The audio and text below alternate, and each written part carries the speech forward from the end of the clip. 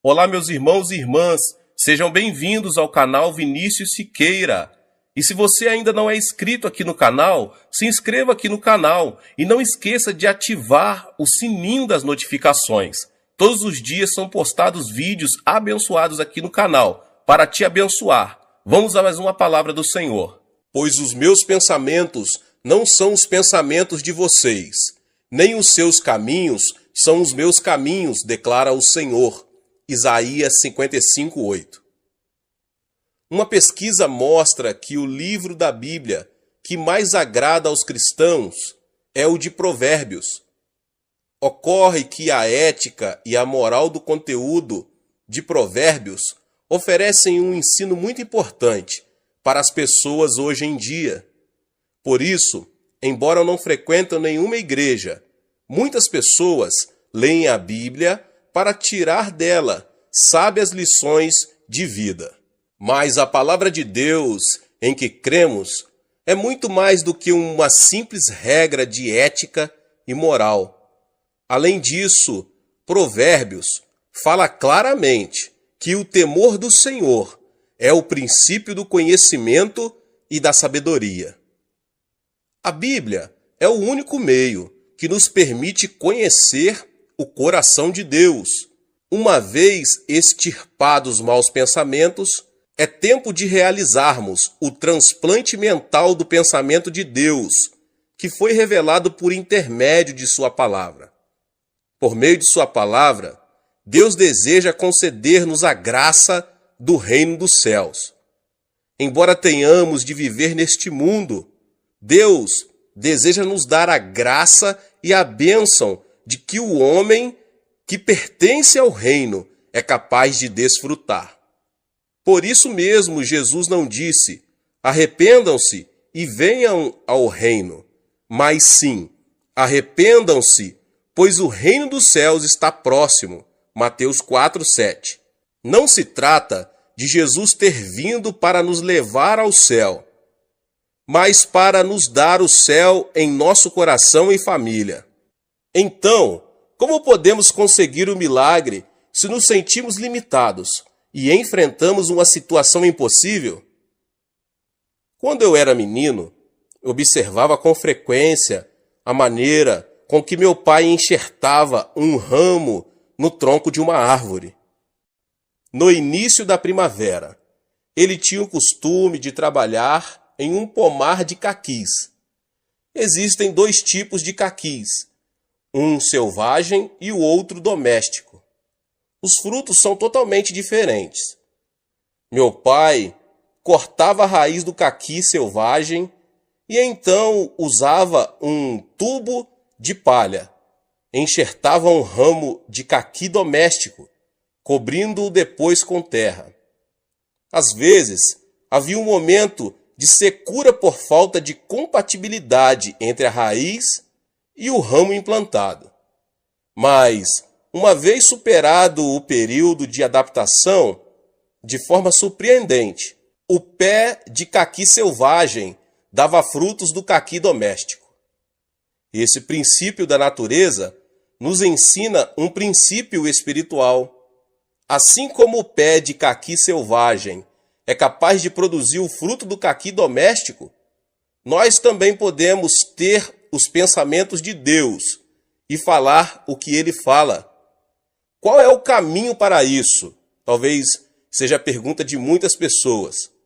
O pensamento e o plano do homem produz consequências humanas. Se, no entanto, repelirmos o pensamento do homem e enxertarmos em nós o pensamento de Deus, talvez, inicialmente, passemos por um momento de turbulência, mas se superarmos o obstáculo, será possível pensar, agir e crer como filhos e filhas de Deus, e assim experimentar o milagre. Mas as pessoas se recusam a repelir o próprio pensamento, para se apegar à palavra de vida e promessa, porque o coração sofre e vai contra a própria experiência. Contudo, se abrirmos nosso coração para que a palavra de Deus brote em nós, tanto os planos como os pensamentos humanos se desfarão e seremos transformados pela palavra de Deus. Em 1973, quando organizei a 10ª Conferência Pentecostal, muitos pastores e novos convertidos do exterior aproximaram-se de mim perguntando: Pastor Cho, o senhor deve ser um gênio. Como conseguiu construir uma igreja tão grande? Por que sua igreja cresceu tanto? Eu respondia simplesmente: não sou um gênio, pois um gênio jamais faria o que fiz. Então como conseguiu isso? Com o pensamento do homem, não seria possível. Mas, se o pensamento de Deus se enraizasse no pensamento do homem, acontecem milagres surpreendentes. Deus disse muito claro que tudo é possível ao que crer. Marcos 9, 23. Logo que nos mudamos para Ioido, muitos me perguntaram: Pastor, quantos membros da sua igreja deixaram de frequentá-la? Mas, como eu tinha certeza de ter obedecido a Deus, respondia: as pessoas estão se aproximando, minha igreja está crescendo. E assim as coisas aconteceram. De acordo com Hall, o número de membros aumentou cada vez mais. De acordo com o pensamento do homem, as circunstâncias diziam que o número deveria ter diminuído. Mas a igreja cresceu porque eu havia repelido o pensamento humano e enxertado em mim o pensamento divino. Deus disse claramente: abra sua boca e eu o alimentarei. Salmos 81, 10. Além dessa promessa, a Bíblia contém 32.500 promessas divinas. De Gênesis a Apocalipse, a Bíblia é o pensamento e a palavra de Deus. Deus não nos deu a palavra para que a vejamos como simples espectadores, nem para vivermos como caquis selvagens, em meio ao fracasso, à desilusão, ao pecado, à injustiça, à mesquenharia, à enfermidade e à maldição. Ele nos deu sua palavra para que possamos dar bons frutos em vida, mediante a bênção ilimitada, a glória e a vitória divinas. Portanto, é fundamental que você transplante o pensamento de Deus em sua maneira de pensar. O enxerto não implica mudança da essência da árvore. Assim como removemos o galho de uma árvore e o enxertamos em outra, devemos transplantar o pensamento de Deus em nós e viver em sua presença. A Bíblia diz que Abraão teve seu filho Isaque aos 100 anos de idade. O corpo de Sara estava envelhecido e, portanto, ter um filho era praticamente impossível. No entanto, Deus semeou seu pensamento no coração de Abraão. Querer receber ou não o enxerto do pensamento de Deus depende de cada pessoa. Quando o anjo de Deus apareceu a Abraão e lhe disse: você terá um filho, ele riu até cair no chão, e Sara também riu. Apesar de tudo isso, Deus disse: você terá um filho. Aceitar ou não o pensamento de Deus dependia de Abraão e de Sara. Abraão enxertou o pensamento de Deus no próprio pensamento. Então seus nomes foram trocados. Abrão converteu-se em Abraão, pai de muitos filhos. E Sarai passou a chamar-se Sara, princesa. Ao enxertar o pensamento de Deus, eles passaram a ser estranhos para os incrédulos. Como pode um homem de 100 anos pensar em ter um filho? Eles estão loucos. É completamente ilógico. No entanto, é assim que isso funciona. Está certo que, de acordo com o pensamento do homem, existem limitações. Mas quando a pessoa tem o pensamento de Deus enxertado em seu pensamento, ela pode agir, falar e pensar como Deus. Deus deu um filho a Sara aos 90 anos de idade. Esse é Isaque, que é considerado o pai de Israel. De acordo com a Bíblia, Moisés era filho adotivo da filha de Faraó, ou seja, o chefe do exército do Egito e futuro sucessor no trono. Contudo, tendo crescido fisicamente e intelectualmente, deu-se conta de que era israelita. Certo dia, ao observar que um egípcio estava espancando e maltratando um de seu povo, quis fazer justiça com as próprias mãos, matou o egípcio e o enterrou na terra. Ele quis salvar o povo de Israel por meio de uma revolução. No dia seguinte, ao ver dois israelitas brigando, perguntou: "Por que você está espancando seu companheiro?" O agressor replicou: "Quem o nomeou líder e juiz sobre nós? Você quer matar-me como matou o egípcio?" Quando a notícia chegou ao palácio real, o faraó ordenou a captura de Moisés. Imediatamente, este fugiu do Egito e foi para o deserto de Midian, tornando-se ali um genro de Jetro, o sacerdote.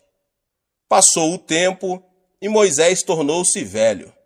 A Bíblia diz que ele morreu com a idade de 120 anos e que seus olhos e seu vigor não se tinham enfraquecido. Deuteronômio 34:7.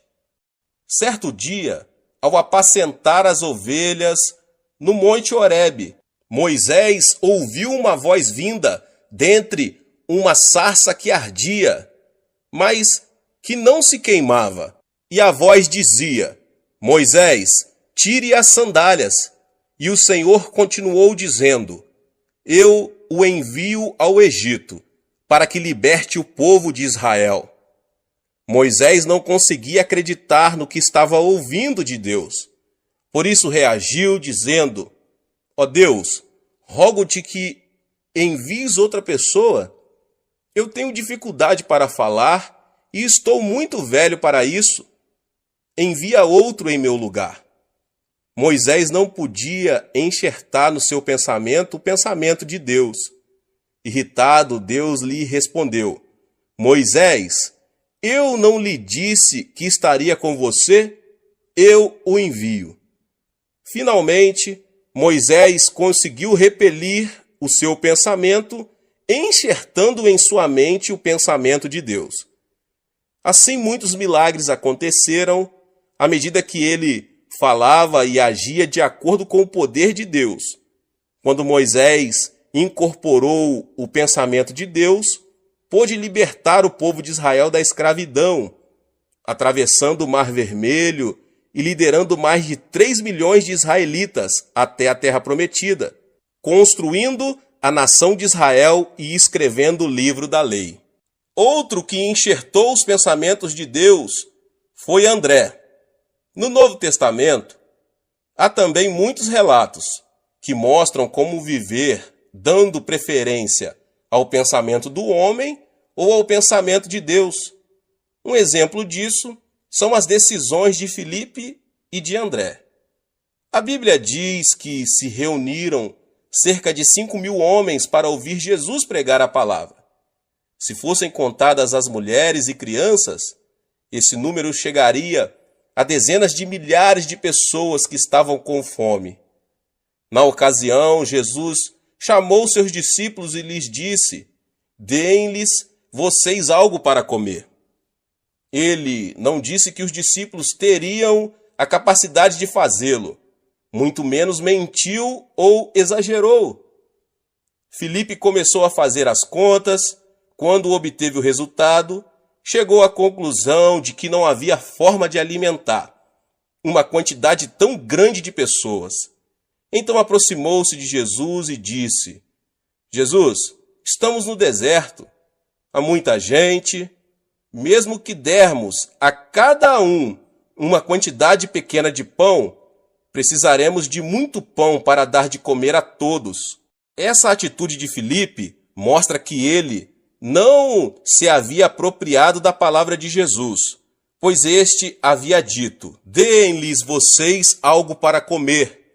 Recusou-se a implantar o pensamento de Deus no próprio pensamento, conhecimento e experiência. Então, diante da mesma circunstância, André soube enxertar o pensamento de Deus e provavelmente deve ter dito: se Jesus nos diz para darmos de comer, é porque podemos fazê-lo. Jesus nunca teria dito para darmos de comer se não tivéssemos nada que lhes dar. Imediatamente, juntou toda a comida disponível, 5 pães e 2 peixes. Depois de agradecer a Deus, Jesus o mandou repartir a comida entre o povo. E todos comeram e se fartaram. E os discípulos recolheram ainda 12 cestos cheios de pedaços que haviam sobrado. O pensamento de Deus é salvar-nos do pecado, sarar-nos de toda doença e enfermidade e transformar o desespero em esperança, a morte em vida, o fracasso e a desilusão em vitória. Para isso, primeiro devemos enxertar em nossa vida a palavra de Deus. Não é fácil escolher o pensamento de Deus a fim de crer nele. Abraão também falhou nesse ponto. Embora cresce no plano de Deus, com base em sua palavra, que teria um filho, quando sua esposa lhe propôs ter esse filho por intermédio da escrava Agar, ele acedeu ao pensamento humano e fracassou diante de Deus. Assim nasceu Ismael, como sabemos. É extremamente difícil distinguir entre o próprio pensamento e o pensamento divino. É difícil obedecer a Deus. Há momentos em que não obedecemos por pensar que o pensamento de Deus é o nosso pensamento, ou por nos consolar imaginando que o pensamento é o pensamento de Deus.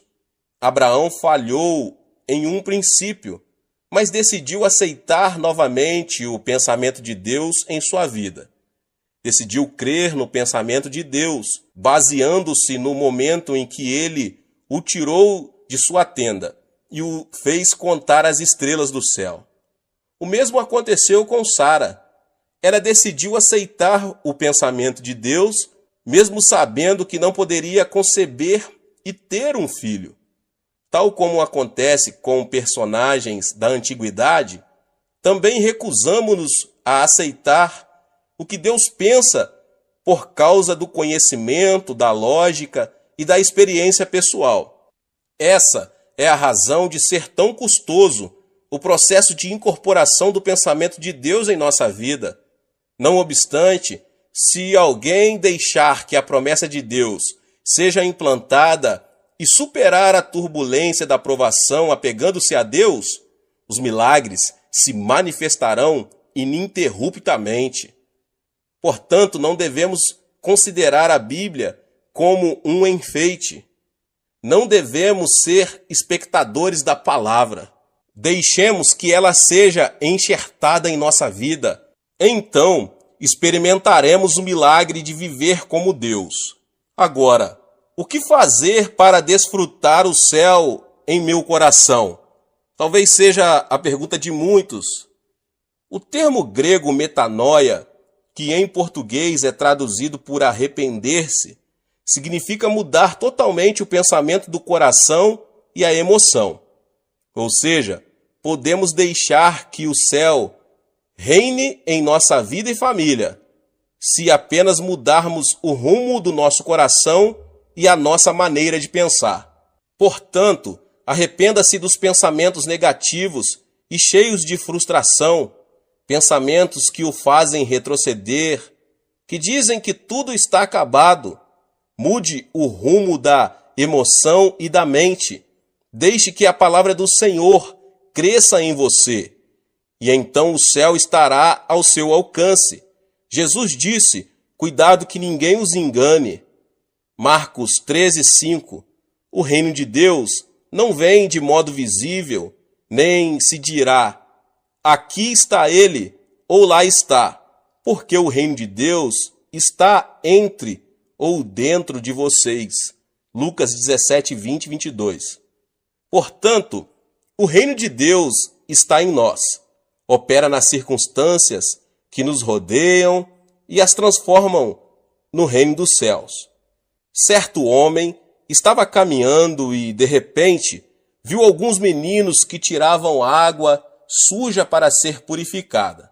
Ao levantar os olhos, viu que mais acima, naquele rio, havia um porco tomando banho.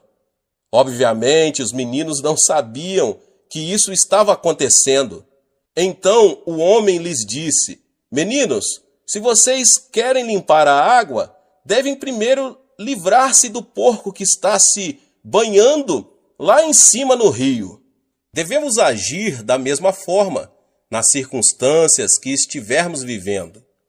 No casamento, o amor se desvanece, aparecem os conflitos familiares, os filhos seguem caminhos equivocados, as coisas não saem bem. O sofrimento e a enfermidade fazem que a nossa vida se encha de água suja. Tratamos de retirá-la de um poço, mas quando o fazemos, vemos que o outro poço se encheu de água suja e acabamos caindo na desilusão. Como podemos solucionar esse problema? A Bíblia diz, Provérbios 4, 23, acima de tudo, guarde o seu coração, pois dele depende toda a sua vida. Devemos nos arrepender e mudar o rumo de nossa maneira de pensar negativa e destrutiva e incorporar o pensamento de Deus e a palavra de Deus em nosso coração, para que o pensamento divino reine em nossa vida e transborde, transformando todo o ambiente no reino dos céus. Podemos experimentar o milagre se tão somente implantarmos a palavra de Deus em nosso coração. Toda palavra que sai da boca de Deus não volta vazia, mas cumpre o propósito com que foi enviada. Isaías 55 diz isso. Portanto, leia e estude a Bíblia, por mais que o seu intelecto duvide dessa verdade. Apegue-se à palavra de Deus que diz: tudo é possível ao que crer. Marcos 9, 23. Se você precisa de cura divina, confesse. Pelas suas feridas fomos curados. Isaías 53, 5. E desfrute de saúde física. Se você precisa que Deus o faça prosperar, deixe que seja enxertada em seu coração a palavra que diz: tragam o dízimo todo e vejam se não vou abrir as comportas dos céus e derramar sobre vocês tantas bênçãos que nem terão onde guardá-las. Malaquias 3:10. Acrescente o pensamento de Deus mediante a palavra dele, que permitirá que em sua vida sejam produzidos muitos frutos de felicidade em nome de Jesus. Deus abençoe a vida de cada um que ouviu essa palavra. Talvez você chegou aqui pela primeira vez e ainda não é inscrito no canal. Se inscreva aqui no canal, ative o sininho das notificações e todos os dias são postados vídeos abençoados aqui no canal para te abençoar. Não esqueça de deixar o seu like e de compartilhar este vídeo, esta palavra, com os seus contatos, com as pessoas que você mais ama. Nos vemos nos próximos vídeos. Deus abençoe. Amém. Olá, meus irmãos e irmãs. Sejam bem-vindos ao canal Vinícius Siqueira. E se você ainda não é inscrito aqui no canal, se inscreva aqui no canal e não esqueça de ativar o sininho das notificações. Todos os dias são postados vídeos abençoados aqui no canal para te abençoar. Vamos a mais uma palavra do Senhor. Que o ímpio abandone o seu caminho e o homem mau os seus pensamentos. Volte-se ele para o Senhor, que terá misericórdia dele. Volte-se para o nosso Deus, pois ele dá de bom grado o seu perdão. Isaías 55, 7. Quando uma pessoa sofre um dano cerebral, parte de seu cérebro ou a totalidade dele passa a ficar paralisada, incapacitada. A medicina tem feito avanços enormes, chegando a remover nódulos no cérebro e preservando não somente a vida, como também impedindo a paralisia parcial ou total. Não é minha intenção falar sobre a paralisia provocada pelas enfermidades cerebrais. Desejo referir-me às enfermidades mentais invisíveis aos olhos, como os maus pensamentos e a filosofia de vida negativa, que nos tornam incapacitados pelo fracasso e pela frustração, que nos impedem de desfrutar a vida feliz que Deus nos oferece. Quando os discípulos de Jesus subiram ao templo às 3 horas da tarde, a hora da oração, encontraram ali um aleijado de nascença. Pedro, olhando-o nos olhos, disse: "Não tenho prata nem ouro, mas o que tenho, isso lhe dou. Em nome de Jesus Cristo, o Nazareno, ande." Atos 3:6. Imediatamente, quando Pedro o segurou pela mão e o levantou, e os pés e os tornozelos do homem ficaram firmes. Ele deu um salto, pôs-se em pé e começou a andar. Depois entrou com eles no pátio do templo, saltando e louvando a Deus. Pode-se dizer que o coração é que determina o destino do homem. Por essa razão, o sábio diz em Provérbios 4:23, acima de tudo, guarde o seu coração, pois dele depende toda a sua vida. E Jesus, em Mateus 8:13, diz, como você creu, assim lhe acontecerá. O que significa isso? Quer dizer que a mente é a origem do estilo de vida e a vida é o resultado daquilo que pensamos. Devemos eliminar de nosso cérebro o nódulo que nos leva à destruição ou à paralisia total ou parcial. A fim de experimentarmos o poder de Deus, quero agora apresentar 6 elementos que impedem que o poder divino haja em nós, os quais devem ser extirpados. O primeiro elemento é a ansiedade. Pode-se dizer que alguém que vive ansioso perde a felicidade na vida. Quando uma pessoa ansiosa chega a casa, os integrantes da família tornam-se intranquilos por causa de suas queixas e murmurações. Assim também, a pessoa ansiosa é incapaz de difundir paz na sociedade. Esse tipo de gente provoca reação de agitação em cadeia. Segundo estudo do médico Dr. Walter Clemente Albertis, especialista em gastroenterite do reconhecido Hospital Mayo, a causa de todo tipo de doença é a ansiedade. Isso significa que a ansiedade destrói a saúde física, além de destruir a felicidade do coração. Qual é a causa da ansiedade?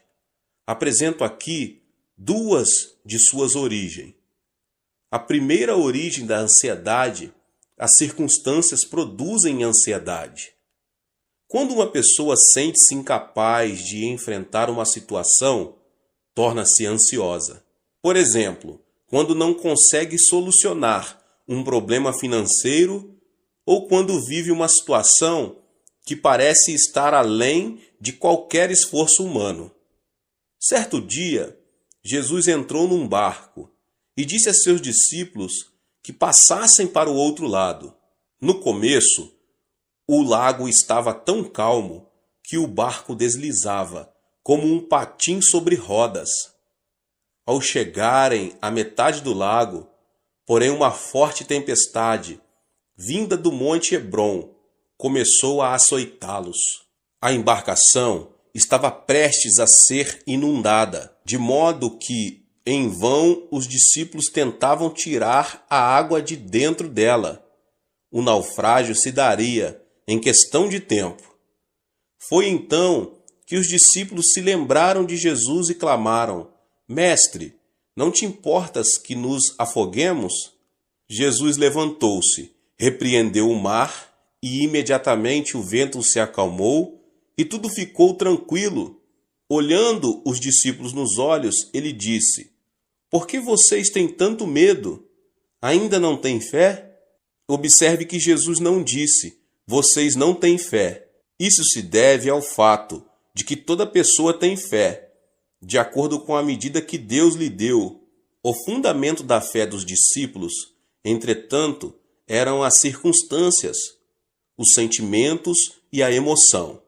Eles tinham fé somente quando tudo estava calmo. Ao terem a vida ameaçada por uma tempestade, sua fé transformou-se em dúvida, criando uma nuvem de ansiedade no coração. Portanto, devemos repelir os pensamentos oriundos das circunstâncias e as emoções da terceira dimensão, a fim de aceitar os pensamentos de Deus, os da quarta dimensão. Quando viram a tempestade e as ondas, os discípulos fracassaram em aceitar o pensamento de Deus, apesar de terem ouvido o Senhor dizer que queria passar para o outro lado do lago. Seus fundamentos de fé não eram a palavra de Deus da quarta dimensão, e sim as circunstâncias e as emoções da terceira dimensão. Foi por isso que o Senhor lhes perguntou: Onde está a sua fé? A palavra de Deus permanece para sempre e jamais muda. Apegar-se firmemente à palavra de Deus não é outra coisa senão aceitar o pensamento de Deus. Portanto, apesar das circunstâncias, se o fundamento do nosso coração é a palavra de Deus, mediante a fé, podemos estar livres de nossa ansiedade e preocupação. A segunda origem da ansiedade é que o pecado produz ansiedade. Quando peca, a pessoa torna-se ansiosa, porque perde a confiança diante de Deus. O pecado separa o homem de Deus. Quando Adão e Eva pecaram, não puderam permanecer diante dele. Gênesis 3:10 diz: Ouvi teus passos no jardim, e fiquei com medo, porque estava nu. Por isso me escondi. Qual foi a causa do medo? O pecado, sem dúvida. Ao comer do fruto da árvore proibida, Adão e Eva souberam que estavam nus e tiveram medo. Por isso não puderam apresentar-se diante de Deus. Da mesma forma, o homem que comete pecado não tem paz. As Escrituras dizem: Não há paz alguma para os ímpios. Isaías 48:22. Portanto, a consequência do pecado é a ansiedade. Se uma pessoa se sente ansiosa ao sentar-se e ao levantar-se, sua vida será uma ruína. Não obstante, se alguém se aproxima do Senhor e confessa todos os seus pecados, estes se tornam brancos como a neve, ainda que tenham sido como o escarlate.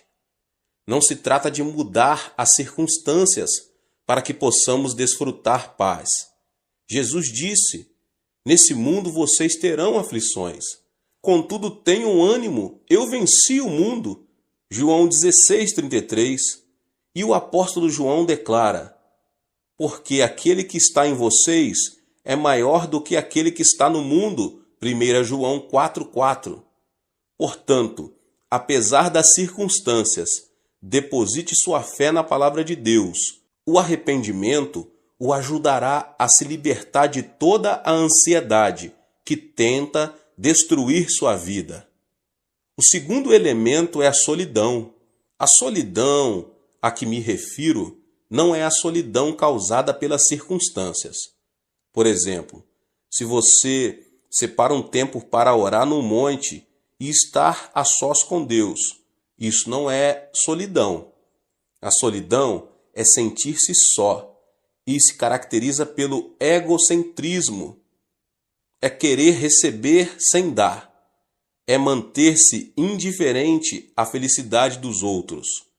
Quando alguém se torna extremamente egocêntrico e não se interessa pelos outros, transforma-se numa pessoa teimosa e fria. Obviamente, Ninguém será receptivo a uma pessoa que demonstre ser assim. Esse comportamento torna as pessoas ainda mais fechadas em sua solidão, levando-as à destruição. Deus não criou o homem como um ser solitário. Em Gênesis 2, 18 e 24, o Senhor fala: Não é bom que o homem esteja só. Farei para ele alguém que o auxilie e lhe corresponda. Por essa razão, o homem deixará pai e mãe e se unirá à sua mulher, e eles se tornarão uma só carne. O homem nasce de duas pessoas. No idioma chinês, a palavra homem é representada por caracteres formados por dois traços que se apoiam entre si. Ou seja, são duas pessoas que formam uma unidade. Por isso Jesus orou ao Pai, dizendo: Pai nosso que estás nos céus. Não é o plano de Deus que o homem esteja só. Até mesmo na natureza de pregar o Evangelho, Jesus enviou os seus discípulos em duplas. O apóstolo Paulo sempre esteve acompanhado de Barnabé. Depois de uma discussão entre eles, Paulo juntou-se a Silas e Barnabé a João Marcos. Portanto, quem se considera santo e justo e gosta de estar sozinho, não é um santo verdadeiro. Nada mais é do que um egoísta.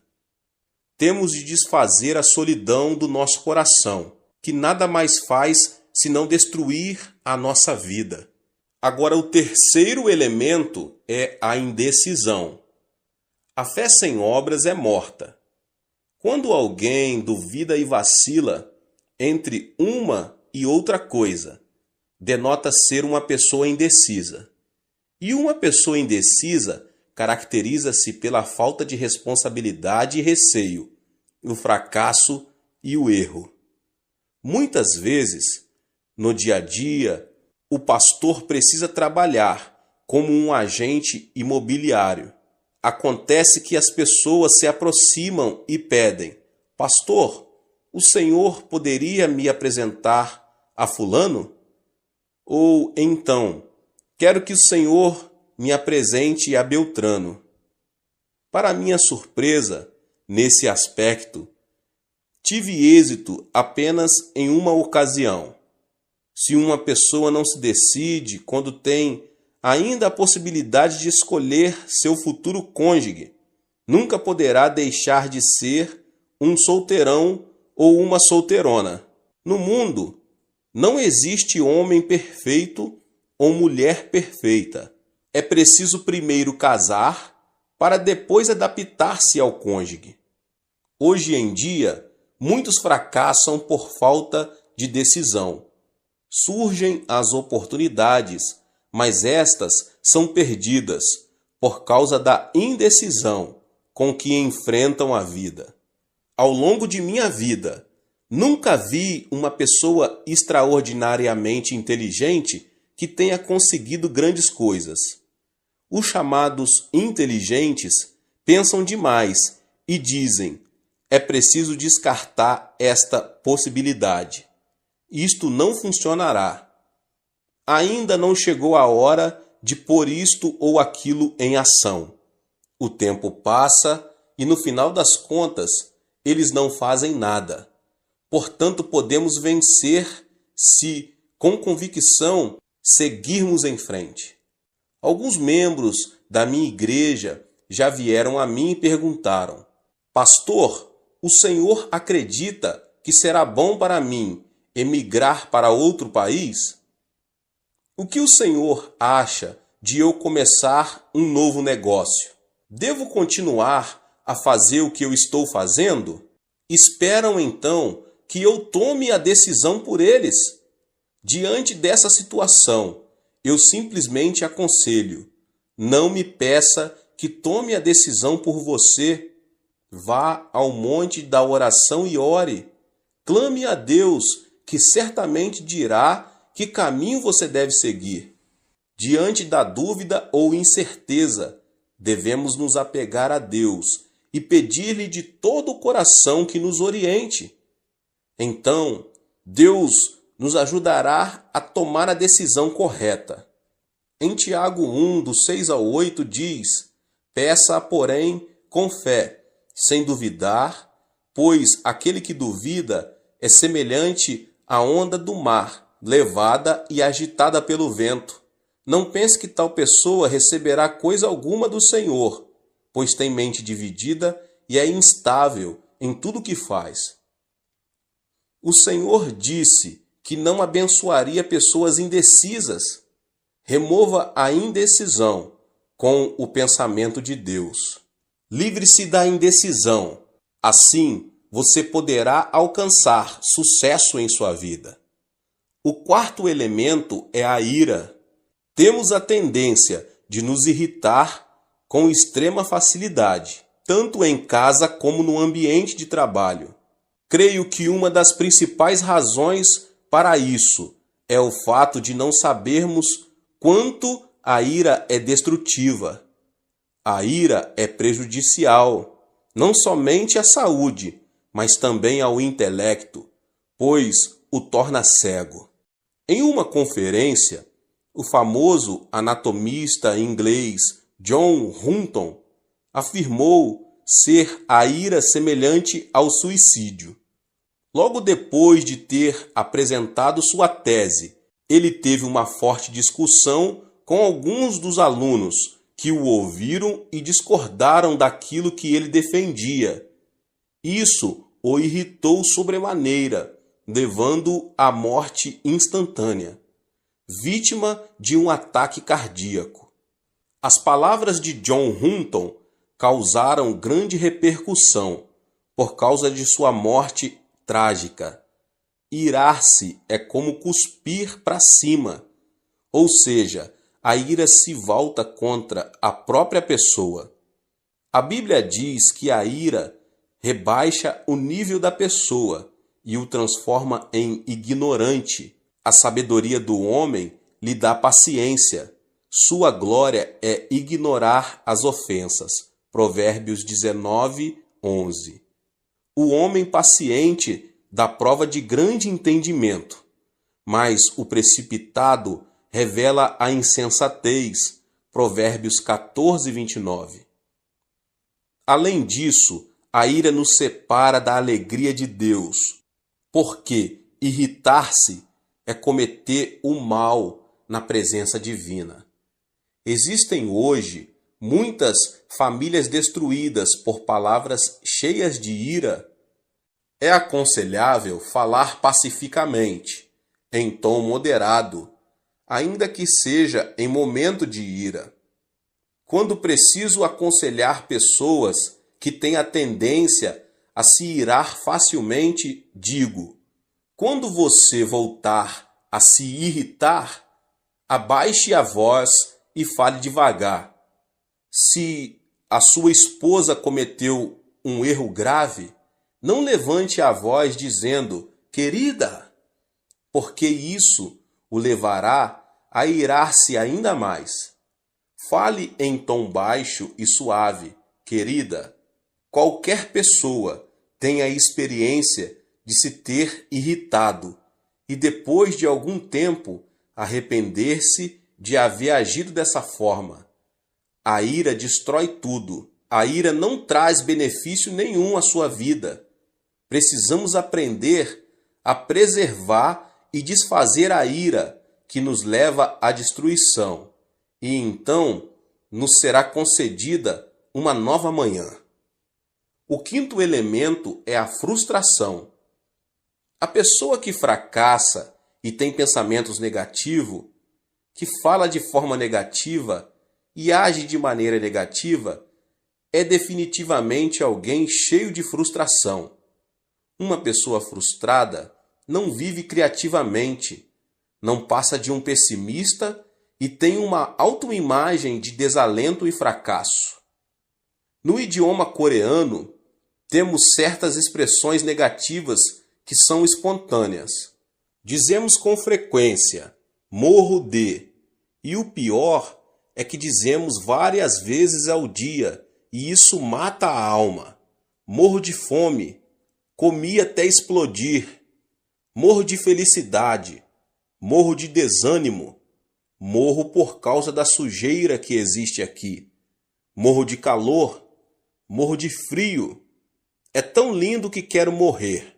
Pergunta-me se o aprecio tanto, por que quer morrer? E não é só isso. Há canções seculares, cuja letra é também pessimista e frustrante. Deus não nos abençoará se vivermos chorando e pronunciando palavras negativas. A Bíblia diz: e caiu na armadilha das palavras que você mesmo disse, está prisioneiro do que falou. Provérbios 6, 2. Isso sugere a importância das palavras em nossa vida. Portanto, se falarmos palavras negativas, vamos viver sob a sombra da frustração. Tenho recebido muitas cartas que chegam do interior do país. No entanto, se o conteúdo da carta é negativo e frustrante, deixo de responder a ela. Ao contrário, se a pessoa que a escreveu, embora diante de frustração e de um panorama desalentador, denota a esperança, oro por ela e faço tudo o que posso para ajudá-la. Sabe qual é a diferença entre uma pessoa de sucesso e uma pessoa fracassada? As bem-sucedidas não se mostram frustradas diante de um eventual fracasso e logo se colocam em pé novamente. Ao contrário, as pessoas fracassadas denotam frustração, desanimam e cruzam os braços. Aqui está a diferença. A chave do êxito da vida está em ter coragem e não desanimar nunca. Aos 70 anos, com uma dívida de milhares de dólares, o coronel Sanders foi à falência. Ficou tão abalado que foi internado num hospital. Mesmo assim, não conseguia conciliar o sono. Certo dia, bem de madrugada, ouviu um hino que dizia: não esmoreças, Deus te protege. Descansa sob suas asas, Deus te protege. Como um sonâmbulo, dirigiu-se ao lugar de onde vinha o cântico. O hino vinha de uma pequena igreja. Ao entrar, encontrou uma senhora idosa que cantava o hino, curvada diante do altar. A voz daquela senhora parecia a voz de um anjo. No mesmo instante, ele se arrependeu e entregou sua vida ao Senhor.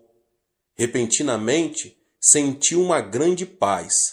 A paz que só desfrutam as pessoas que caminham com o Senhor.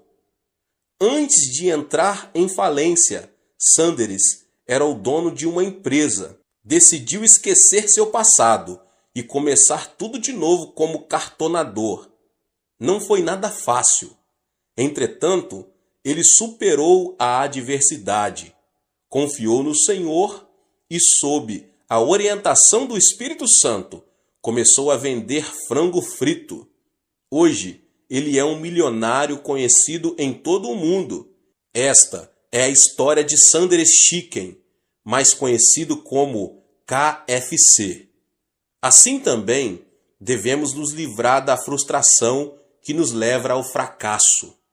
E o sexto e último elemento é o autoabandono. Atualmente, as histórias de criminosos se têm transformado em filmes. A história de Shi Kang-hun, que conseguiu fugir da cadeia com um grupo de colegas, está numa tela gigante, sob o título Holiday. Esse tipo de material cinematográfico tem o mérito de nos ajudar a ver a sociedade de outro ponto de vista. Mas a filosofia de vida, o que tiver de ser será, dos protagonistas não é nada edificante. Faz alguns anos que Yu Yong assassinou 26 pessoas no espaço de 10 meses, o que causou um grande horror à sociedade coreana. Ele perdeu o pai num acidente de trânsito, quando ainda era menino, e a pobreza fez que esse homem visse a vida de forma tenebrosa. Depois de várias prisões, e quando sua esposa não suportou mais a situação e decidiu divorciar-se, ele abandonou tudo e transformou-se num assassino. Essa é uma história trágica da consciência do autoabandono. Conheço uma família em que o esposo é formado pela Faculdade de Medicina da Universidade de Tóquio e agora é professor de uma faculdade na Califórnia. Sua esposa é também profissional. Não obstante, uma pequena diferença de opiniões os separou emocionalmente. Ao final, acabaram sendo vencidos. O esposo começou a delirar e pensava que a esposa o queria assassinar. Por isso, dormia com uma faca à sua cabeceira. Você pode imaginar uma mulher dormindo tranquila ao lado de um homem que tem uma faca à sua cabeceira? Por isso, a mulher ficou louca. Graças a Deus, a mensagem foi transmitida por meu intermédio e eles aceitaram Jesus como seu Senhor, saíram do autoabandono e finalmente recuperaram a estabilidade familiar. Devemos nos livrar do veneno do autoabandono que destrói a nossa vida. Gênesis 2,15 narra: o Senhor Deus colocou o homem no jardim do Éden para cuidar dele e cultivá-lo. O jardim do Éden não é outra coisa senão o nosso coração. Na antiguidade, a fonte de vida encontrava-se no Éden, mas na atualidade, a fonte de vida se encontra no coração. O Deus que disse ao homem para cuidar do Éden, hoje nos manda cuidar do nosso coração. É necessário que os nossos pensamentos se fundamentem na palavra de Deus, para que o nosso coração seja preservado. Ou seja, o sucesso e o fracasso não dependem do destino. Podemos ser felizes se, mediante o pensamento de Deus, conseguirmos extirpar os 6 tumores do coração, a saber, a ansiedade, a solidão, a indecisão, a ira, a frustração e o autoabandono. Que você possa ter força no Senhor, na palavra de Deus, na oração, conseguir retirar da sua vida, em nome de Jesus Cristo, tudo que atrapalha o poder de Deus, o poder divino de atuar na sua vida. Deus abençoe a vida de cada um dos irmãos que ouviram essa palavra do pastor David Puyong Cho. Se você ainda não é inscrito aqui no canal, se inscreva no canal, ative o sininho das notificações para você não perder nenhum vídeo que são postados aqui todos os dias. Deixe também o seu like e não esqueça de compartilhar essa palavra com as pessoas que você mais ama. Nos vemos nos próximos vídeos. Amém. Olá, meus irmãos e irmãs, sejam bem-vindos ao canal Vinícius Siqueira. E se você ainda não é inscrito aqui no canal, se inscreva aqui no canal e não esqueça de ativar o sininho das notificações. Todos os dias são postados vídeos abençoados aqui no canal, para te abençoar. Vamos a mais uma palavra do Senhor. Cada pessoa tem a própria perspectiva. Esta é única e distinta de todas as outras. A perspectiva dos pais não é a mesma perspectiva dos filhos. A maneira com que a geração adulta vê uma situação não é a mesma com que os jovens a veem. O ponto de vista do chefe não é o ponto de vista do empregado. Os políticos da oposição não veem as coisas como as veem os políticos que apoiam o governo. É imprescindível que haja contínua busca de entendimento entre ambas as partes.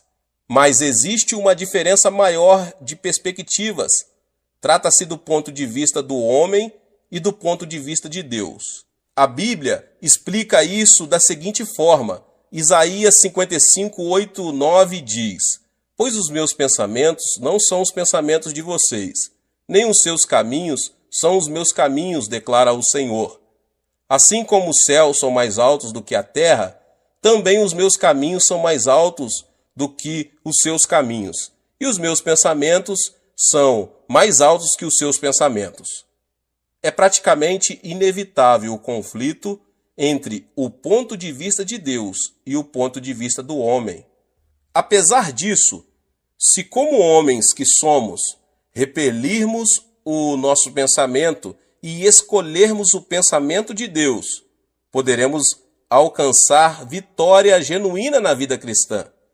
O pensamento de Deus é um caminho de verdade e vida, o qual devemos seguir.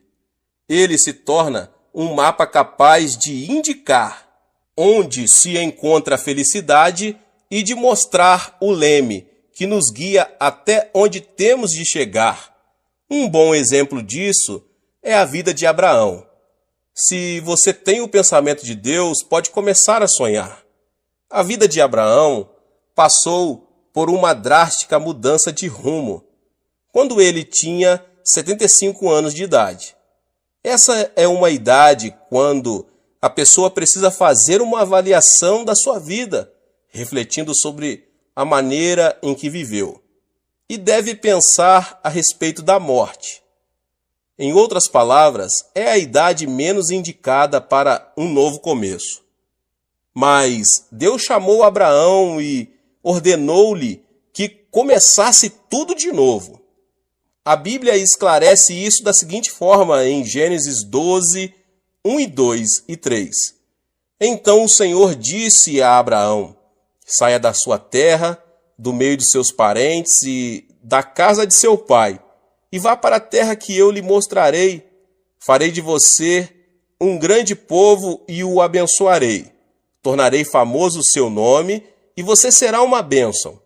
Abençoarei os que o abençoarem e amaldiçoarei os que o amaldiçoarem. E por meio de você, todos os povos da terra serão abençoados. Depois de receber essa palavra de Deus, Abraão passou a ver a vida por outra perspectiva.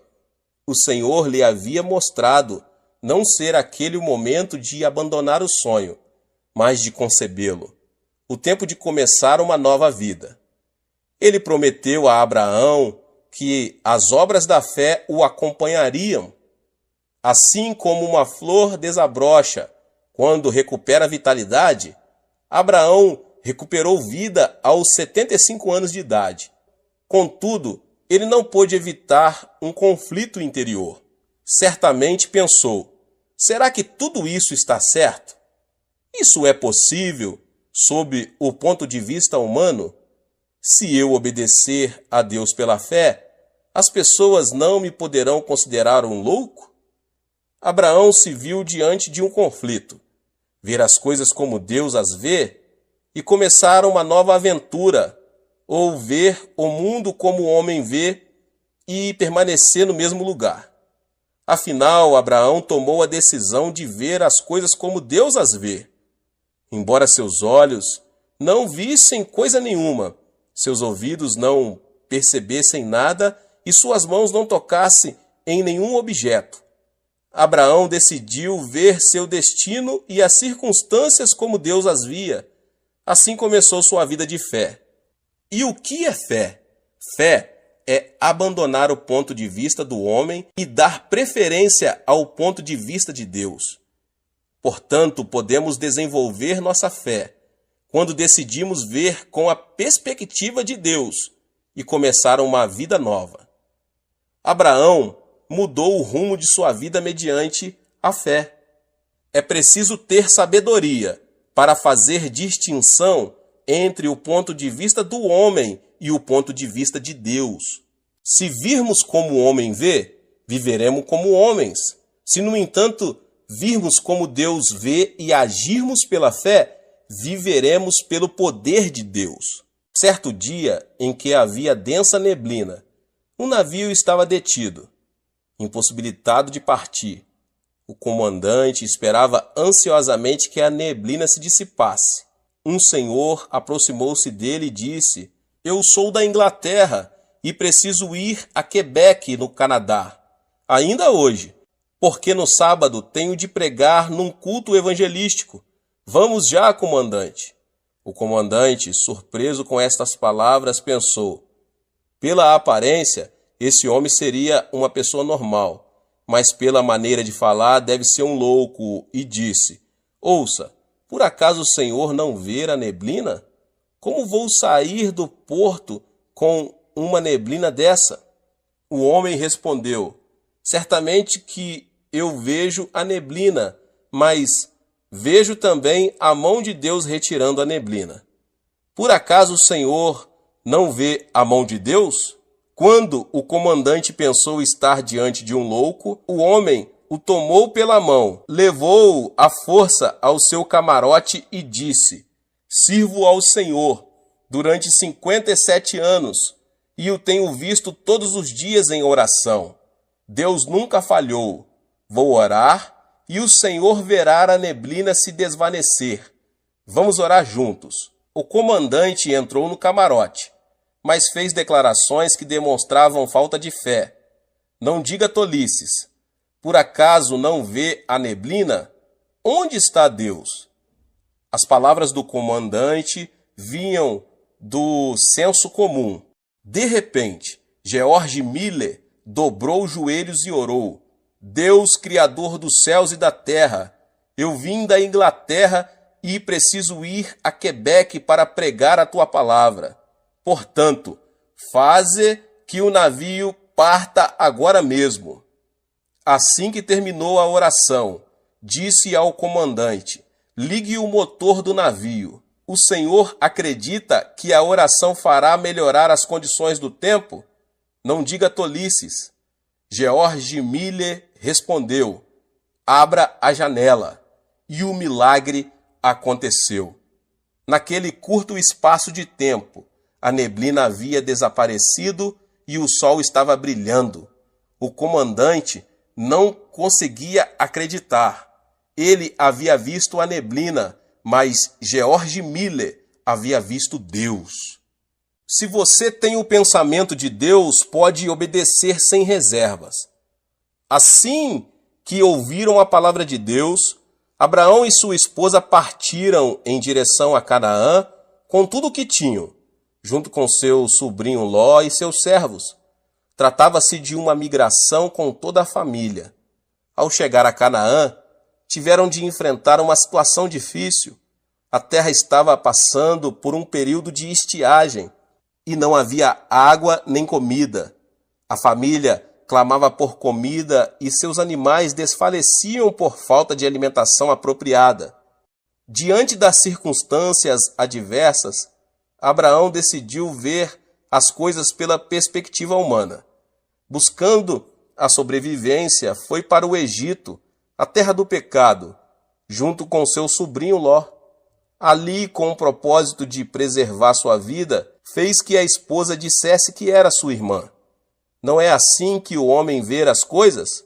Reconhecendo as adversidades, Abraão abandonou a perspectiva de Deus e preferiu a perspectiva do homem. Mas Deus observava as circunstâncias por outro ponto de vista. Ele viu que Abraão, embora tivesse decidido ter fé, ainda estava preso a coisas humanas. Foi por isso que Abraão não lhe obedecera sem reservas. Deus lhe havia dito que saísse de sua terra e do meio de seus parentes. Mas Abraão partira com todos os seus bens e seu sobrinho Ló. Esse foi o motivo pelo qual Deus permitiu a estiagem. Do ponto de vista de Deus, Abraão não desenvolvera uma fé completa. Ele havia deixado a terra, mas somente no aspecto físico. Em outras palavras, ele não obedecera plenamente a Deus. Por isso, para que se arrependesse, Deus permitiu a estiagem. Ao enfrentar uma aflição, todos são levados a fazer uma análise introspectiva. Se Abraão tivesse arrependido de seus pecados e buscado a Deus, o Senhor lhe teria aberto um novo caminho. Mas Abraão não observou as circunstâncias sob a perspectiva divina. Por isso dirigiu-se ao Egito. Se alguém escolhe ver as coisas com os olhos humanos, deve se responsabilizar pelas consequências em sua vida. Ao contrário, se alguém decide ver as coisas com os olhos de Deus, é este quem o protege e responde por sua vida. Como consequência, Abraão enfrentou situações muito críticas. O rei do Egito tomou Sara, pensando ser a irmã mais nova do estrangeiro. Abraão preservou sua vida porque entregou sua esposa como mulher a outro homem. Definitivamente, o conflito e a vergonha se apoderaram dele. No entanto, o processo o levou a um genuíno arrependimento. Foi então que Deus lhe deu uma nova oportunidade. Se você tem o pensamento de Deus, você pode confiar na promessa. Depois do quebrantamento, Abraão voltou à terra de Canaã junto com seu sobrinho Ló. Em Canaã, ele teve uma vida próspera porque administrou bem o que ganhou no Egito. Mas os servos de Abraão e Ló discutiam com frequência porque não havia água suficiente para todos. Diante disso, Abraão decidiu separar-se do seu sobrinho. Ao ouvir a confissão de Abraão, percebemos imediatamente quando ele tinha sido quebrantado.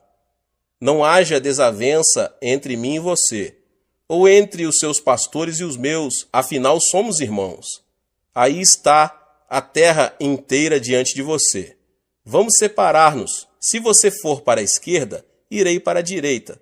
Se for para a direita, irei para a esquerda. Gênesis 13, 8, 9. Abraão cedeu a Ló praticamente tudo. Essa declaração manifesta a convicção de Abraão, que decidiu não olhar a circunstância sob o ponto de vista humano, mas apegar-se ao pensamento de Deus. Por outro lado, Ló viu as coisas sob a perspectiva humana, levantou os olhos e observou que todo o vale do Jordão até Zoar era terra bem irrigada. Mas, na realidade, Sodoma e Gomorra eram terras onde proliferavam o pecado. Depois de separado de seu sobrinho Ló, Abraão, que tinha o pensamento de Deus e confiava na palavra do Senhor, decidiu ficar em Canaã. Deus o chamou e disse: "De onde você está, olhe para o norte, para o sul, para o leste e para o oeste. Toda a terra que você está vendo darei a você e a sua descendência para sempre." Gênesis 13, 14 e 15. Falando francamente, a terra de Canaã não se via tão fértil quanto as campinas do Jordão. Mas Deus disse a Abraão que lhe daria e a toda a sua descendência toda a terra que ele estava vendo. Vemos assim que, quando Abraão decidiu olhar seu destino e as circunstâncias sob o ponto de vista de Deus, ele lhe prometeu responsabilizar-se por sua vida. Se você tem o pensamento de Deus, pode esperar pelo cumprimento da promessa. E aconteceu que Abraão chegou aos 85 anos de idade. 10 anos já se haviam passado desde o dia em que ele decidira vir à terra de Canaã. Contudo, Abraão não tinha nenhum filho. Sob o ponto de vista humano, já não havia possibilidade de ver cumprida a promessa divina. Por essa razão, a esposa de Abraão, Sara, propôs-lhe que ele tomasse sua escrava Agar, para que, talvez por intermédio dela, viesse a ter filhos. E assim foi. Abraão, que até aquele momento estava crendo e esperando na palavra de Deus, começou a olhar com os olhos do homem e, consequentemente, tomou sua escrava como mulher. Pouco tempo antes, porém, Deus lhe havia dito: "Não tenha medo, Abrão, eu sou o seu escudo. Grande será a sua recompensa." Gênesis 15, 5. Mas Abraão enfatizou o fato de não ter um filho, dizendo: "Ó soberano Senhor, que me darás, se continuo sem filhos e o herdeiro do que possuo é Eliezer de Damasco? Tu não me deste filho algum. Um servo de minha casa será o meu herdeiro." Gênesis 15, 2 e 3. Mas esse pensamento era do homem, porque o pensamento de Deus era diferente. Depois de lhe dizer: seu herdeiro não será esse. Um filho gerado por você mesmo será o seu herdeiro. O Senhor o levou para fora da tenda e mostrou-lhe as estrelas do céu e disse: olhe para o céu e conte as estrelas, se é que pode contá-las. E prosseguiu: assim será a sua descendência. Da mesma forma, existe uma grande diferença entre o ponto de vista do homem e o ponto de vista de Deus. O ponto de vista de Deus era que, embora Sara fosse anciã, o milagre ocorreria e Abraão teria tantos filhos como as estrelas do céu. O ponto de vista do homem, porém, era que Sara não podia mais ter filhos. Abraão, que uma vez fracassara por ter escolhido olhar as coisas como o homem as vê, voltara a se equivocar, somente pelo fato de não ter algo que pudesse ser visto imediatamente. Foi por isso que Abraão possuiu Agar e com ela teve Ismael. Mas Deus não aceitou Ismael. Se Abraão não tivesse gerado Ismael, o conflito entre judeus e árabes não existiria. De certo modo, ele voltou a fracassar por haver escolhido o ponto de vista do homem. Ao meditar na história de Abraão, percebemos que não é fácil ver as coisas como Deus as vê e desenvolver um alto nível de fé. Isso não é conseguido instantaneamente. Existe nisso um processo de perseverança. Hoje em dia, muitos cristãos confessam: Deus, eu creio somente em tua palavra. Seguirei este caminho pela fé. Por mais que me critiquem e as circunstâncias não me favoreçam, viverei vendo as coisas com os olhos da fé. Mas quando as circunstâncias se apresentam negativas, esses mesmos cristãos dão um passo atrás e dizem: não posso, creio ser melhor fazer o que penso. Se continuar assim, certamente fracassarei. No entanto, quando retrocede, o homem cai num abismo de desespero e fica muito ferido. É nesse momento que se lembra da palavra de Deus, arrepende-se e volta-se para ele. Consideramos Abraão o pai da fé. Contudo, ele não se transformou em pai da fé desde o princípio. Abraão precisou ajustar sua visão constantemente. Foi por meio desse processo que ele aprendeu a repelir a obstinação e a mesquinharia do homem, obedecendo à vontade de Deus. Se você tem o pensamento de Deus, pode crer no sobrenatural. Abraão começou a ver as coisas da perspectiva divina, repelindo a imundície da mesquinharia humana, e se apegou à fé. Como consequência disso, teve Isaque aos 100 anos. Era um triunfo da fé. Considera-se uma coisa incomum a geração de um filho aos 50 anos. Por isso, é motivo de festa. Imagine-se como teria sido grande a emoção de Abraão. Isaque foi uma criatura divina diante de seus olhos. Para Abraão, Isaque era sua vida, seu herdeiro, sua alegria e sua felicidade. Cada vez que olhava para ele, descobria o sentido da vida. Entretanto, Isaque passou a se converter gradualmente em um ídolo para Abraão. Embora este não o visse dessa maneira, Deus via Isaque de uma forma, Abraão o via de outra forma. Ou seja, havia uma grande diferença entre os dois pontos de vista, o ponto de vista de Deus e o ponto de vista de Abraão. Certo dia, Deus ordenou a Abraão: tome seu filho, seu único filho, Isaque, a quem você ama, e vá para a terra de Moriá. Sacrifique-o ali como holocausto num dos montes que lhe indicarei. Abraão ficou perplexo. Pensava que Deus abençoaria Isaque e prolongaria seus dias de vida aqui na terra. Esse não deixava de ser o pensamento do homem. O pensamento de Deus, porém, não aceita o pensamento do homem. Abraão viu-se em meio a forte conflito. Ele sabia que Deus estava falando sério e pensou: se Deus quer, eu tenho de obedecer. Não devia ser fácil oferecer o único filho amado como holocausto, ou seja, queimá-lo no fogo. A luta interior de Abraão continuou. Provavelmente, ele até pensou em desobedecer a Deus e viver feliz com seu filho. Todavia, também não podia desobedecer à ordem divina. Chegou o momento de escolher o pensamento do homem ou o pensamento de Deus. Finalmente, Abraão decidiu-se pelo pensamento de Deus. Lembrou-se da palavra que dizia ser Isaque o herdeiro e creu que Deus tinha preparado um plano. É certo que, para chegar a esse ponto, Abraão passou por uma grande turbulência. No dia seguinte, tomou a direção do Monte Moriá, junto com o filho Isaque e 2 servos. Ao chegar ao lugar indicado por Deus, não hesitou em sacrificar seu filho. Ele o amarrou sobre o altar, amarrou a lenha e pegou o cutelo. Foi nesse instante que o anjo de Deus o deteve. Não toque no rapaz, disse o anjo. Não lhe faça nada.